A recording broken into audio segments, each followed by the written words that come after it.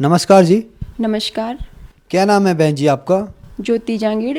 ज्योति जी, आप कहाँ से आई हैं? जिला जयपुर, राजस्थान। संत रामपाल जी महाराज से नाम दीक्षा आपने कब ली? मार्च 2013 को। संत रामपाल जी महाराज से नाम दीक्षा लेने से पहले क्या आप कोई भक्ति साधना भी करती थी?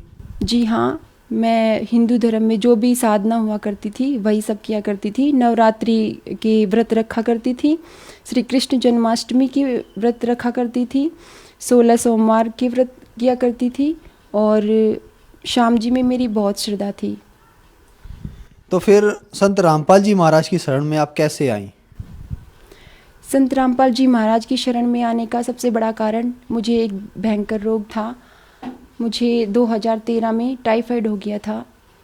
इसके बाद फेफड़े ख़राब हो गए थे, लंग्स ख़राब हो गए थे, रोग ज़्यादा बढ़ गया और मैंने डॉक्टर्स के पास सलाह ली। डॉक्टर्स ने बताया कि अब इसका इलाज नहीं होगा, क्योंकि मैंने एक ही डॉक्टर से नहीं, मैंने जयपुर के पूरे हॉस्पिटल्स में दिखाया था, चेकअप कराया, लेकिन मुझे कोई आराम नहीं मिला। अंत में मुझे कह दिया गया कि ये लास्ट स्टेज पर है, इसे ले जाओ, इसका कुछ नहीं हो सकता। संत रामपाल जी महाराज की शरण में मेरे आने का यही कारण था कि मैं बहुत ही बीमार थी। जब मृत्युशैया पे थी तो मेरे पेरेंट्स मुझे यहाँ अपने घर लेके आ गए। यहाँ लाने के बाद मुझे ज्ञान गंगा पुस्तक मिली, जो कि मेरे पेरेंट्स पहले से ही सत्संग देखा करते थे, ज्ञान गंगा पुस्तक पढ़ा भी करते थे। मुझे बताया कि तुम भी ये किताब पढ़ो, आपको पढ़ने से लाभ हो सकता है, इंटरव्यू सुनो और सत्संग देखा करो। तो मैंने भी संत रामपाल जी महाराज की साधना चैनल पर जो सत्संग आता था वो मैं देखा करती थी और मैंने ज्ञान गंगा पुस्तक पूरी पढ़ी। इसके बाद मैंने संत रामपाल जी महाराज से नाम दीक्षा ली। संत रामपाल जी महाराज से नाम दीक्षा लेने के बाद क्या आपको कोई लाभ भी प्राप्त हुए? हाँ, लाभ मिले। मुझे टाइफाइड हो गया था, टाइफाइड बिगड़ते बिगड़ते बढ़ गया। इसके बाद मैंने देशी दवाइयाँ भी खाई और झाड़ फूंक भी करवाया, लेकिन मुझे कोई आराम नहीं मिला। उसके बाद सभी हॉस्पिटल्स में धीरे धीरे मैंने दिखाया, एक के बाद एक हॉस्पिटल में बदलती गई, लेकिन मुझे कोई आराम नहीं मिला। मेरे फेफड़े ख़राब हो गए थे, वो गंभीर होता चला गया। इसके बाद मेरे पति से कह दिया गया कि इसे ले जाओ, यहाँ इसका कोई इलाज नहीं होगा। इसके बाद मुझे मेरे पेरेंट्स यहाँ अपने साथ लेके आए। मैं बरवाला गई और वहाँ से मैंने नाम दीक्षा ली। संत रामपाल जी महाराज से नाम दीक्षा लेने के पश्चात 3 महीने में मैं पूर्ण स्वस्थ हो चुकी थी और जहाँ मैं एक गिलास जूस भी नहीं पी सकती थी, फल भी नहीं खा सकती थी, वहाँ पर मैं अच्छी तरह से खाना खाने लगी।